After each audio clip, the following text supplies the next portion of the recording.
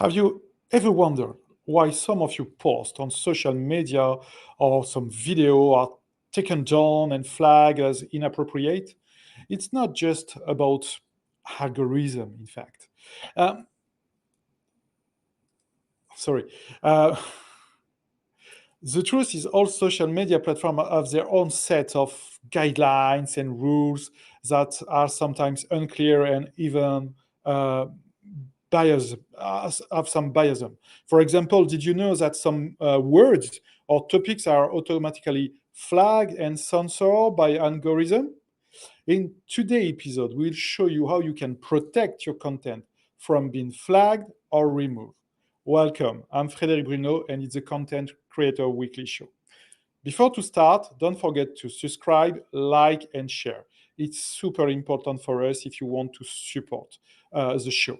So let's get started.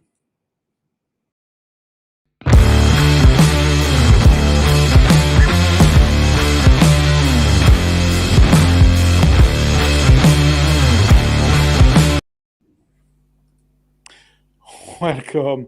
What a great program today. And I'm really glad to close this show with the one and only Cyril Coste, aka the Digital Transformation Navigator, and because it's Can this week, aka also the Dr. Jones of Digital Innovation. How are you today, Cyril? I'm very well. Thank you, Frederick, for this very nice introduction once again. My pleasure, Cyril. And you, during the last 2 weeks, we've got a special guest, Nick, and a lot of you want more of Nick. So, yes, he's back for our 2 day episode. How are you today, Nick? Hello, Fred. I'm fine. Hello, Dr. Jones. Nice to be with you. So, in this 2 day episode, we will speak a very important topics because if the content you publish on social media is red flagged or is shadow banned by all the social media platform, you completely lost momentum, reach, or engagement with your audience. So it's really important to understand how it works at the end. And to do that, we will do the demonstration into two types.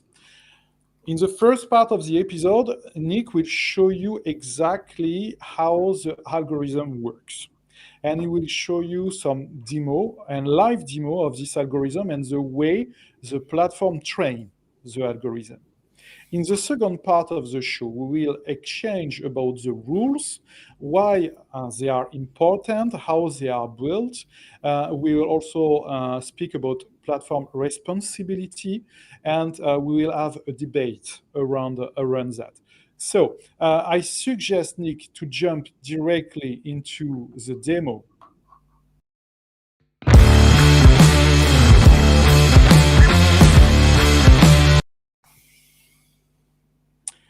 Okay, guys. So now we will see how it works. Cyril, maybe you want to have some words in introduction before we see the demo from Nick. Yes, we. I think the first question we need to ask yourself is why do platforms need to do this? Uh, Not censure exactly, but analysis on the content. So you have some regulatory aspect, legal aspect, and also some values that they decide themselves, to adapt. For example, non-sexual content or non-erotical content, or no, I mean, such things like no promotion of terrorism or stuff like this are pretty obvious and pretty illegal in many Yeah. countries.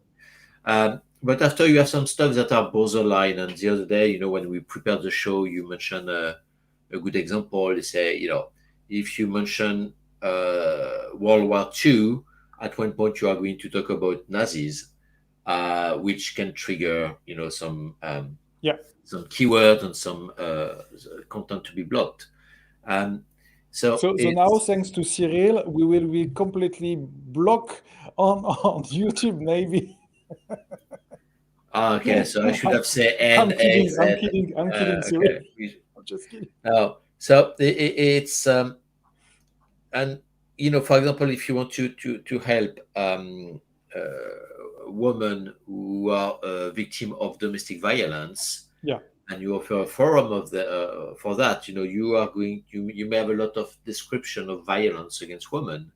Once again, that's probably against the terms and conditions of the platform, even if the purpose of the initial discussion is to support women.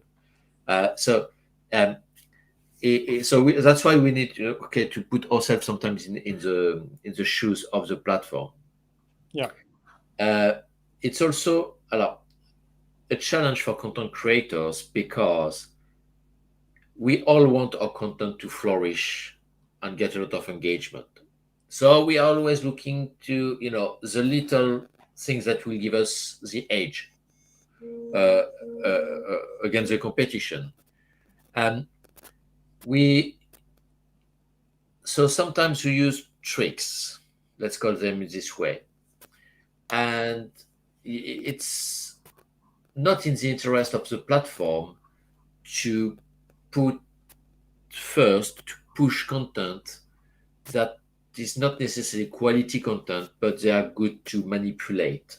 And and we are often have this discussion, Fred, Yeah. about how people use some tricks, to be number one on YouTube, or use tricks, via different communities on WhatsApp, engagement group, even sometimes paid engagement to artificially create engagement across against their content. But if you don't have this community already existing around you, you can use some. I think there was a term called black hat SEO, Yeah. to try to push your content and uh, to promote your content in a different way. And I think this is why after this platform had to put in place controls to prevent poor quality content to use these tricks to get promoted on the feeds. And now, basically, what Nick, I hope, is going to show us is how can Yeah. we prevent our content to be flagged by not doing these tricks, or maybe Yeah. if you want to use one, how to be sure you're not going to be banned or shadow Yeah. banned or Because you mentioned some words, for instance, that could you could be shadow banned by using some words, or lost your monetization on some video or something like that. And But it's not only a question of words. About words and topics, it's very easy to understand that. But now, with the development of photo and video, the the content you produce in a larger way is also it could be also shadow banned and banned by the media platform, for instance, absolutely. because on the video, the algorithm detect something wrong, you know, and some bad gesture or something like that, and so, or maybe something on the background, you know. So it's very very important also to understand that. What I suggest is just to ask Nick to show us exactly how it works, because it's a visual demonstration, so Yeah. people will really understand the way it works. Nick, it's up to you. Yeah, thanks. Thanks, Fred. Thanks, Cyril, for this introduction. Here, what I would like to show is how algorithm can detect things being just on a video and make decision. So I will show you how it could be done. I'm not saying that all platforms are doing are using exactly the same algorithm. But this is how it works with computer vision. Computer vision is part of algorithms that are dedicated to analyze what a computer can see with a camera, and so we can jump on it. So we will use a website made by Google, which is called Teachable Machine.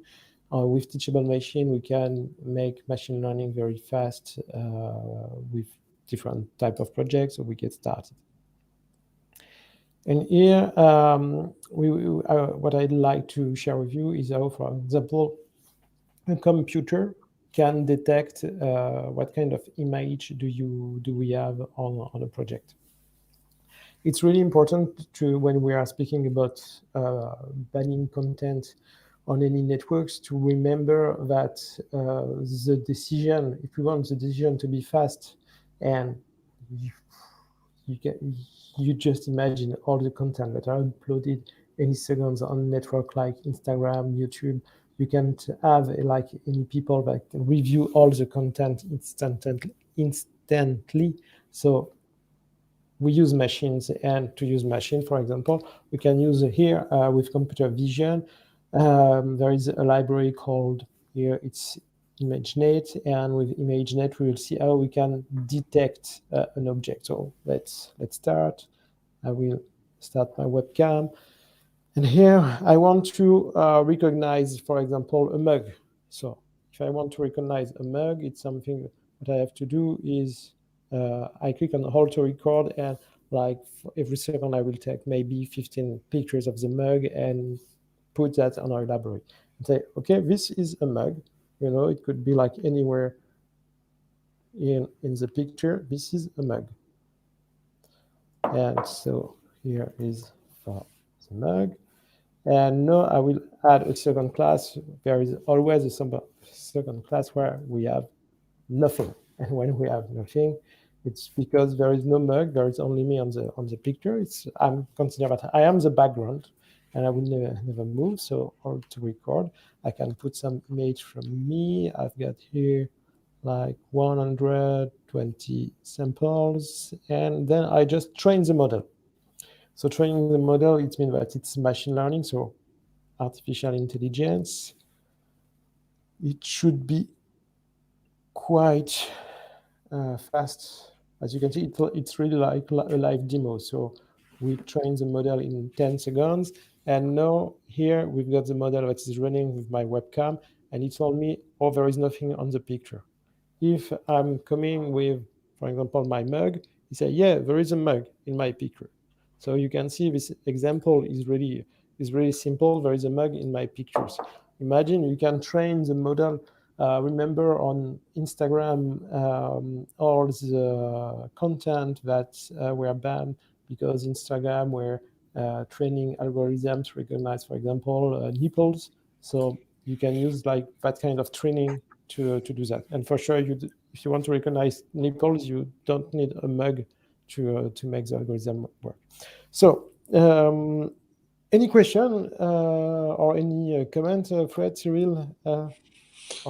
By my side, it sounds really clear.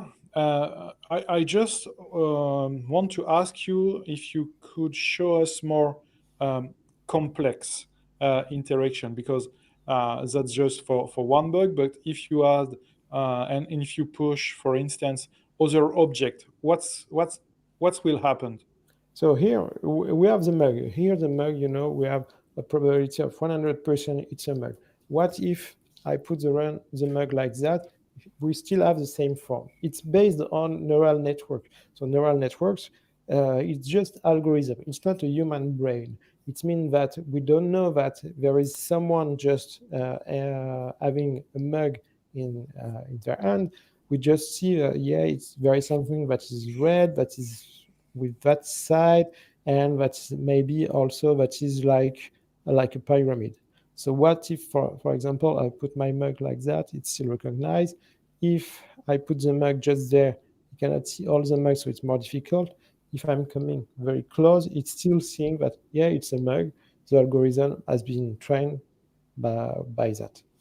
If here, you are still hesitating, or is there nothing or a mug? So maybe it's because we're, if if I'm just moving, it's not in the background because I'm moving.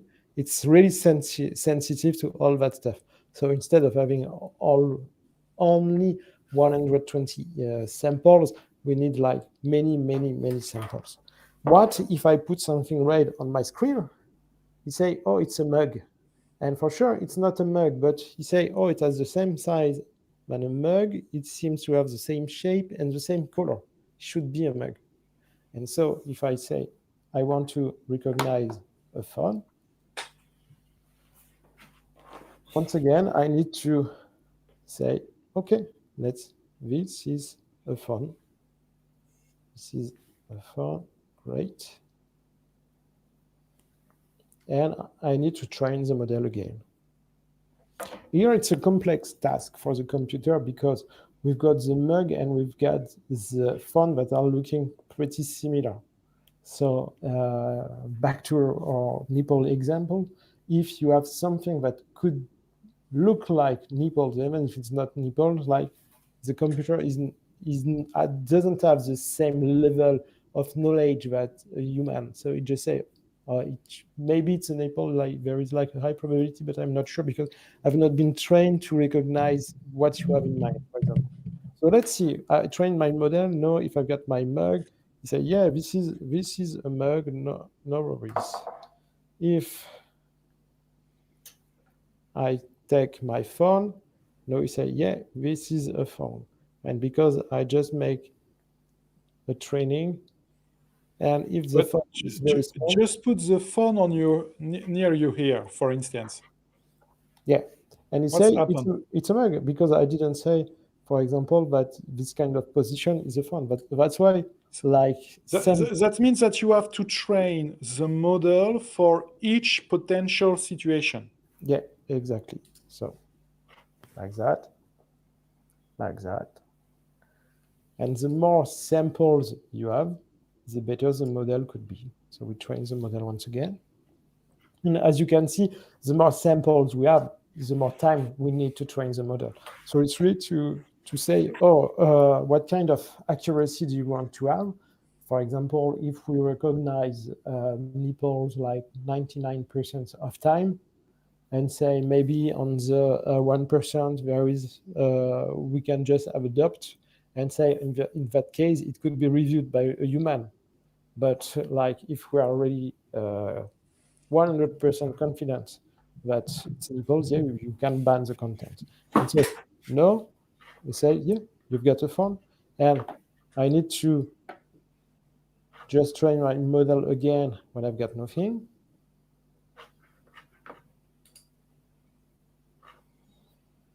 Perfect. And with my phone,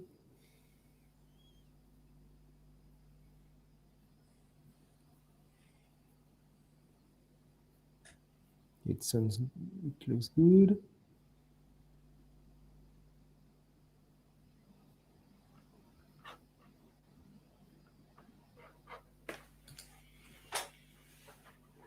So we train the model. And what we have to consider is really like, imagine that you are acting like a manager in that network. You want to use this kind of algorithm because, as you can see, the result of what they think is really fast. Like for every frame, it told me the percentage, so there is nothing. Here, there is my phone. We have to check why. Sometimes we say when there is nothing, there is a phone, but we have to refine the model. But to do that, it could be like you can have a first implementation very quickly. After you've got to improve that, but the first implementation could be like that. And maybe with the first implementation, you can just target 60% of the content that should be banned with just that kind of algorithm. So the amount of data needed to train this kind of algorithm is just unbelievable at the end. Because if you have to train the model for each potential use case, it's just crazy. how platform do that? So there are different things. The first one you have to consider, yeah, you should have like so many samples. As you can see, just having samples, like having 1,000 samples, is very easy with that kind of acquisition. Like I just need to click on the button and I can have like 1,000 samples in maybe 20 seconds. So I just need to move, but to be sure that we have that, we have to consider people with different maybe skin colors, to be sure that background could be different. Like you get, imagine Instagram, they train their model, and I remember when we use their API, they say, oh, on this image, we think that there are, for example, a table with a beer on the table, and their prediction were they were quite good, like maybe 90-95% of time they were correct. So they just have so many possible there are so many pictures to train their model, to just to be sure that they got some label. And yeah, it works with a lot of pictures. But what you can consider is to say, okay, maybe I will have one algorithm to detect nipples, maybe I will have one algorithm to detect I don't know, drugs, one algorithm to detect something else. So, and training, for example, saying just training one model could be sometimes easier than training a bigger model. So it really depends. And that's why you have so many data scientists working on that platform, and just be sure that they can find the best algorithm. Okay. And what we just did on images and on video, you have the same kind of algorithm for the voice and also the gestures. I'm correct? Yeah, like also with other technologies, like we've got ImageNet, that is already a library with so many label pictures we can use to train the model, and then make, for example, transfer learning. And this is what we have been doing to recognize like a simple situation. There are another library, for example, called POSNet. POSNet is, let's see if I can show you. I will create a new project. And so post project is with POSNet, and here with my webcam, we should see. You know that this demo reminds me an episode of Silicon Valley when the Asian guy create an app that detects sausage, non-sausage. You remember that? And this Yeah. is exactly it. Indeed, you train a model to detect something in the shape of a sausage. Uh, It's really like, it looks like a sausage. It has the same size as a sausage. It has the same color, so it should be a sausage. But maybe it's something else. And in case of duct, like if the duct is really huge, you can say, oh, it should be a sausage. And sometimes they ban it, and after you can make a review, say, no, it was not a sausage, please review. And oh yeah, it was not a sausage, it was like a sock. And yeah, you can you can publish that, for example. And so here is an example, like in real time. We can see that there is a position, like all the blue circles just are for my eyes, for my ears, my nose, my shoulders, like my hand also have that kind of thing. So if you say, I need to detect some. We have the same tabs than before. Oh, it was open on So I new think you tab. try to Yeah. show us something No, but else, but it opened on a new tab. My bad. So I need to share that so one. Nick, I'm interested how people cheat with this algorithm, because that seems to be pretty proof against any attempt to play a game uh, eh, to trick the algorithm. It seems to be pretty safe. So how does some content creator use them to bypass the security? So And maybe you can answer this question after your demo. Yeah, yeah. no, but Sorry about that. I can my pleasure. It's a very good question, and the fact is, why should content creator try to break that kind of rules? I mean, on the platform there are some rules, and you agree with the rules normally when you create an account, and Yeah. you can say, "Oh, but I'm disagreeing with this rule. I want to bypass it." The fact is, there is no way to bypass it. If the algorithm say you publish something you shouldn't publish, your content is banned, not forever, but you have to review your content. And it's the example Maybe when you we, are. we, we could we could speak about the rules just after, and just finish the demo in the first time. Yeah. So as you can see, all the blue circles is just my eyes, my nose, my ears, my shoulders, my hand, my elbow. You've got in real time the position that you have. So if you want to say, oh, that kind of position is inappropriate for content creators, and because after you've got to imagine the rule, once again, you can train your model with people in that position, with that kind of algorithm saying when we are in that position, it's because we can see their eyes, their nose in that way, all that stuff. And you can train the model and have, like in real time, saying, yeah, this position should be banned on the content. Okay.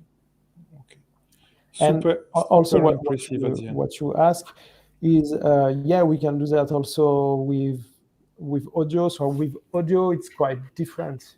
You have to do.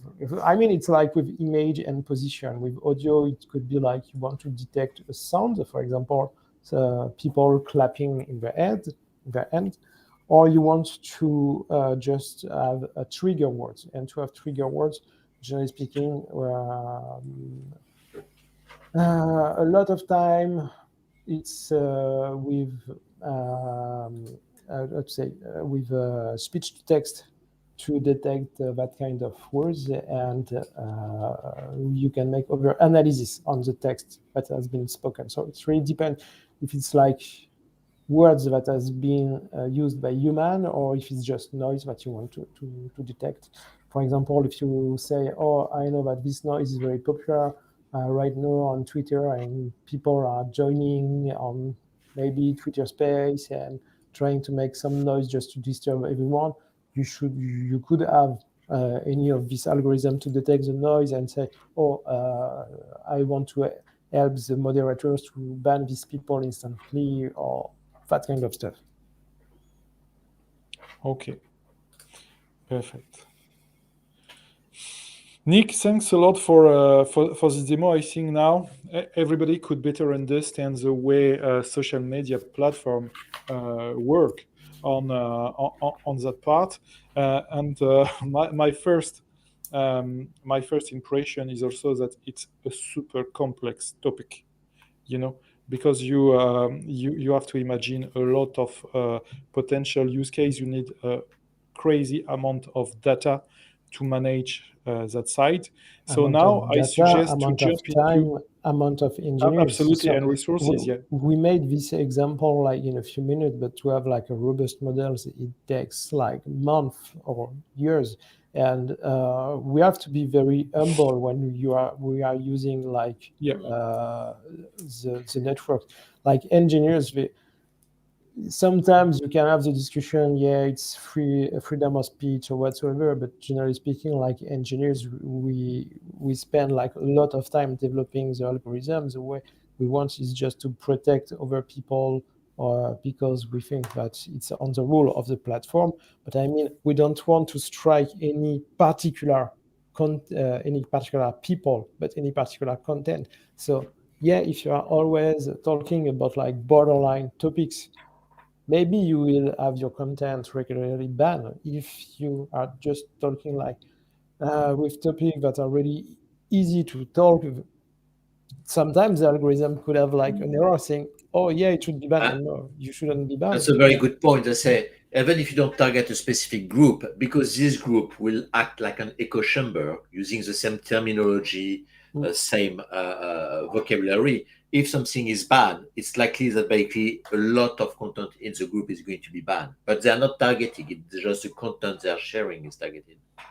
The And algorithm is not targeting them, or maybe, yeah, we can train the algorithm saying, with some parameters saying, yeah, you have already content that have been banned, and so maybe we know that you talk about that regularly, and so say, yeah, there is maybe the probability that you publish this content again is higher. It's really depend of the use case, but it's just to make the algorithm better. It's not to focus on a group of yeah, people.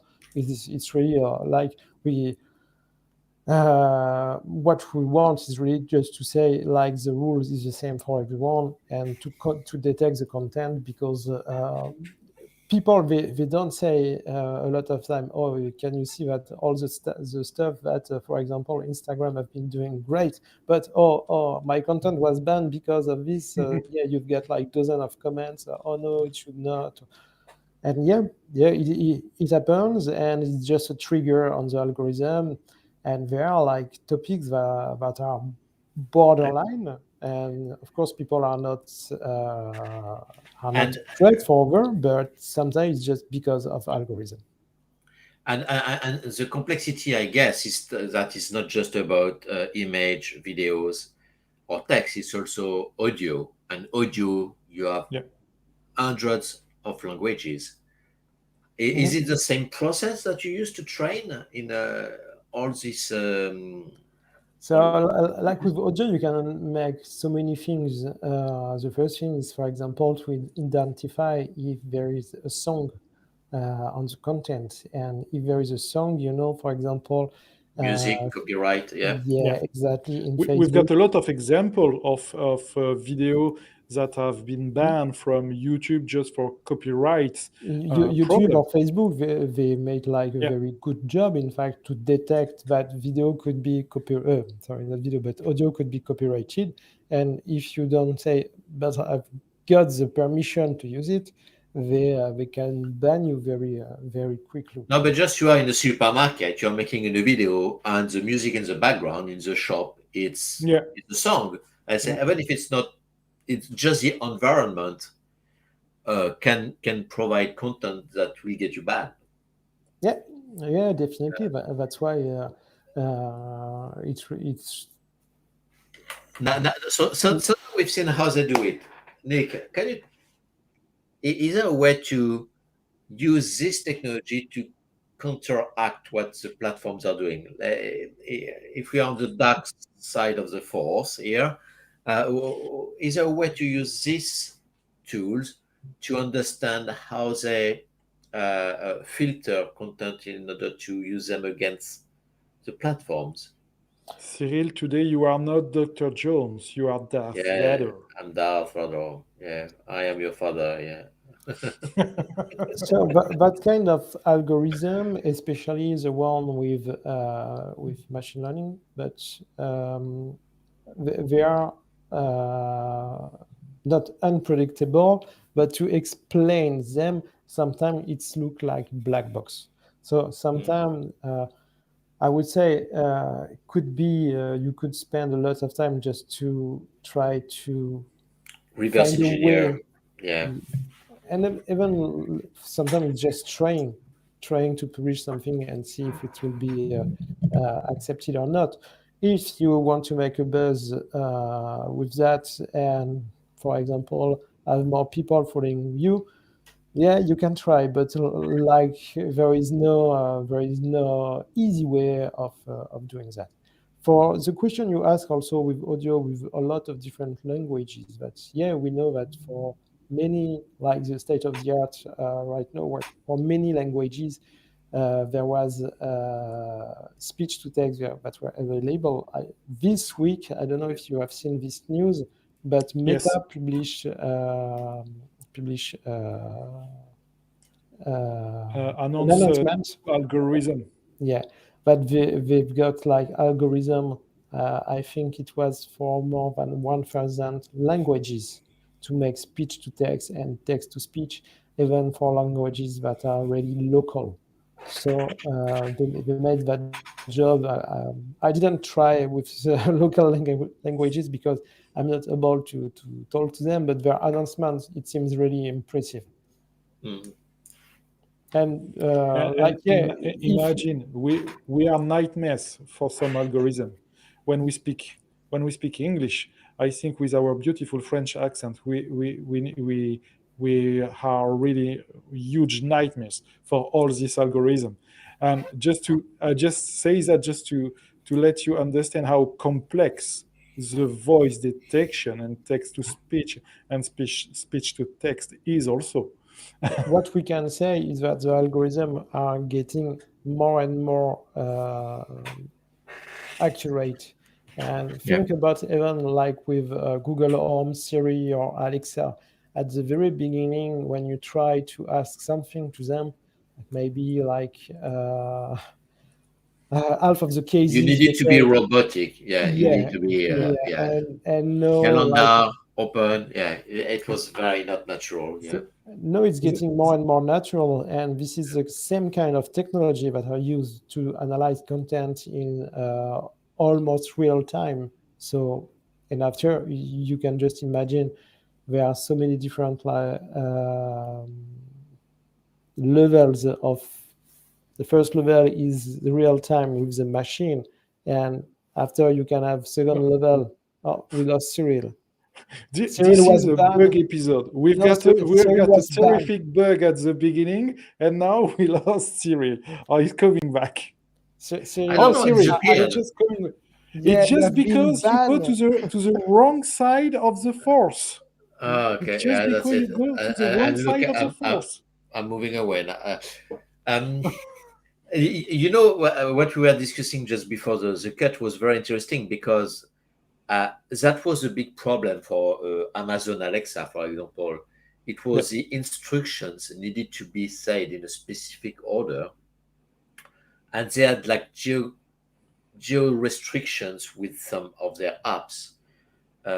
And you know, being a French guy living in the UK, if I wanted to open an app for, let's say, a French radio, I needed to say it in English, uh, but I needed to say everything in English, including the name of the radio, which, like, radio nostalgia, or it's something you never say, for example, or RFM. You don't say RFM, you say, and that's why it didn't work. And it was really upsetting to spend so much time trying to give the right instructions in the right order, and really frustrating. And But you're absolutely right, Nick. Technology have changed so much now because so I know that a vocal journey is very different. Yeah. you like ChatGPT, and you have seen what ChatGPT can do with analyzing your input, and it's also the same things that we can have with all the input we have. We have better algorithm, and all the things we have been talking with that, like OpenAI with ChatGPT, they need to have also something similar just to analyze the content and to say, remember on one of the previous Ju- episodes, when we say, oh, this content is not legal, I cannot answer. And the machine yeah. is the first layer. After, if you want, you can have different layers, and you can bring it back to human to take the decision. Absolutely. Well, And that it's remind me another example which are able to see the improvement of this kind of technology. Do you remember Microsoft Kinect? Mhm. Maybe you are not gamers, but at the beginning when you buy an Xbox One, you add Kinect in addition, and the premise is with Kinect you are able to control your TV or something like that, making gestures and speaking also, and it's not it's not working it didn't work. Sorry, and yeah, a lot of people are really frustrating with Kinect. And when you see, in fact, the algorithm behind, you also understand the complexity of such kind of technology, and that they need more and more and more data. And Nick, I have three questions for you.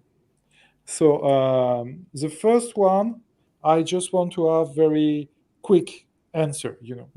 Uh, the first one is about platform responsibility. The second one is about how do you manage clickable links, because it's also a huge topic. And the third question is more about Foxy Nerds. We are also creating a content sharing solution. So developing this solution and in charge of the development of this solution, how do you manage all that technology in such kind of product development? So for the first two one, just a quick answer, and you can take time for the last one. So the first one was about the legal one. The legal one, yeah. Because So this by is, legal, we mean who is responsible for for instance, bad content. imagine you have offensive content on Instagram, YouTube, or Twitter. This is the responsibility of the social media platform. I'm correct? Um, I'm not a lawyer, and I didn't review all the different cases that we can have on different countries. Like when you register on a platform, you accept some rules. If it say that you cannot publish content like, for example, speaking about, I don't know, historical stuff like World War II, whatsoever. What happens if you publish it and you are not banned because the algorithm is not perfect? Who is responsible? We can make a review. I won't say that I'm 100% sure about the result, but like it's like you've got a contract between the user and the company, but after the company has legal also aspect and rules. So they have to, if someone publishes that kind of content, they have to show that, yeah, we put the rules to remove that content, but the mechanism is not perfect, and we try to make the best to remove that content. If you are a small platform, yeah, you can have people that can review it quite rapidly. If you are YouTube, Instagram, I mean, like you cannot just ask half of people in the earth just to review content that are published every second. The second question was about clickable links. Clickable links. Yeah, because as a media platform, you can control what's it inside your solution, but how do you control links to the outside and make sure everything is not offensive content or something like that? And it could be even worse. It could be like, what if you have a link to like a act website that try to steal your data? Absolutely. All that stuff.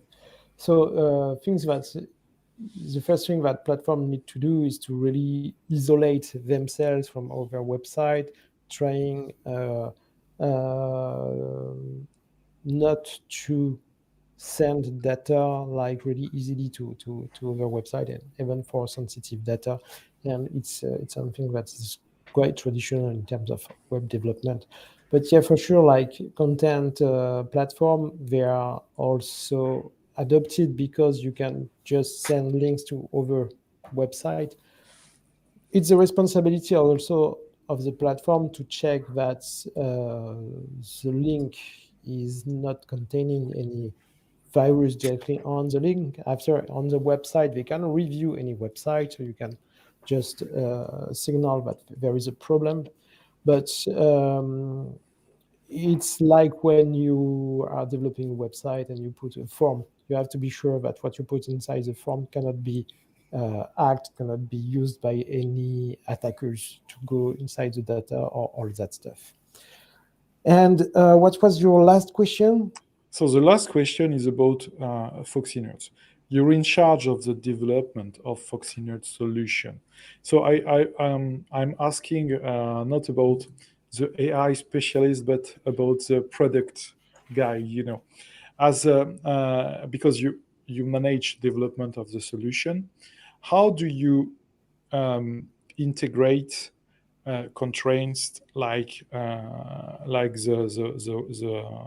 the one we just saw before, and uh,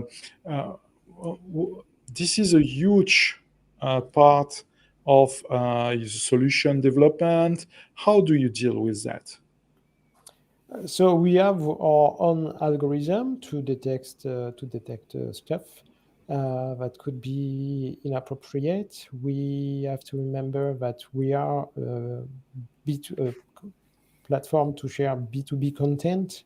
So the probability for someone to share content on, for example, like sexual content that could be appropriate on that kind of platform is very, very low. So we say that, yeah, that kind of content have nothing to do on our platform. So we have the same kind of algorithm that we have seen today. Maybe that's one of the reasons I didn't say how to bypass the algorithm, sorry. Because we use them also.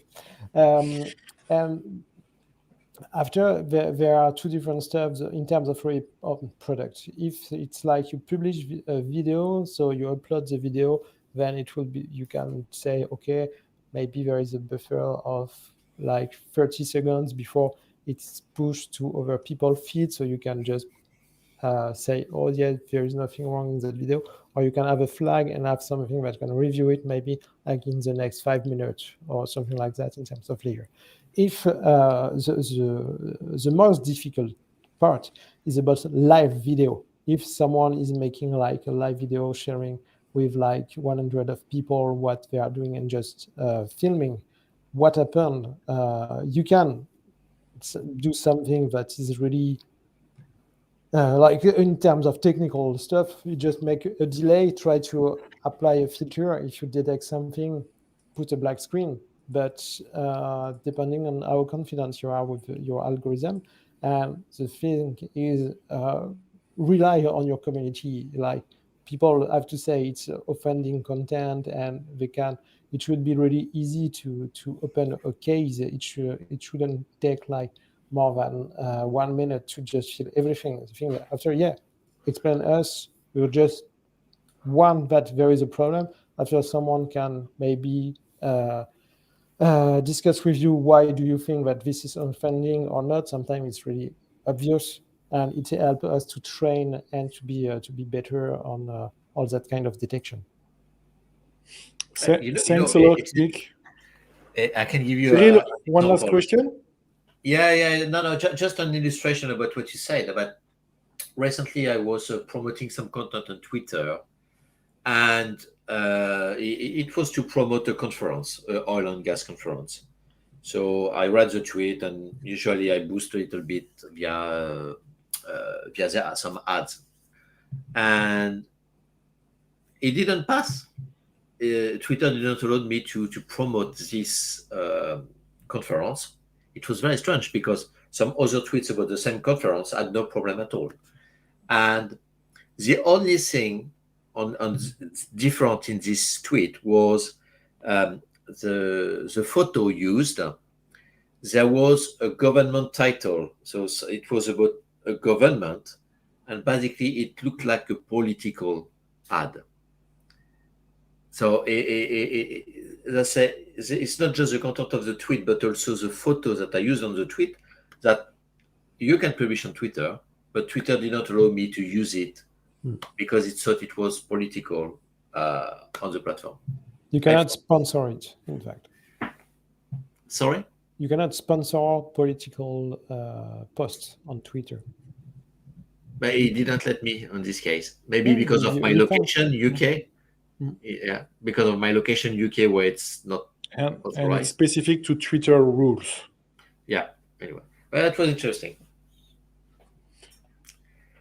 An Thanks experience, a a lot. direct experience about these filters that we've been talking Yeah, about. absolutely. Huge thanks to Nick for this time. It was really fantastic to better understand this algorithm, and also how the platform have to deal with content. And we better understand that as content creators, we are huge challenges for social media platform at the Yeah. end, especially Cyril, because he is on the wrong side of the force now. Of course. But there are some simple stuff that people can do. When they have the script or the transcript of their videos, for example, they can ask ChatGPT, is there anything that can block me in on some social media? So Yeah. you can also in your Yeah. environment, when you do a shooting, you can just look that there is nothing suspicious. It's always a bad idea to do recording on the beach, for example. Some stuff like this. So just be careful, and that will help you not to get red flagged. Absolutely. Thanks a lot to everyone. Sorry for the bug we've got during the episode, and specifically at the beginning. We hope you enjoy this video, learn something new. Very important. Don't forget to like, comment, and subscribe for more exciting content. We are on Twitter at We Are Foxy Nerds, on YouTube at We Are Foxy Nerds, and on LinkedIn and LinkedIn/company/Foxy Nerds. Thank you again for your support, and we'll see you in our next video. Bye, guys. See you. Thank you, Fred. Bye.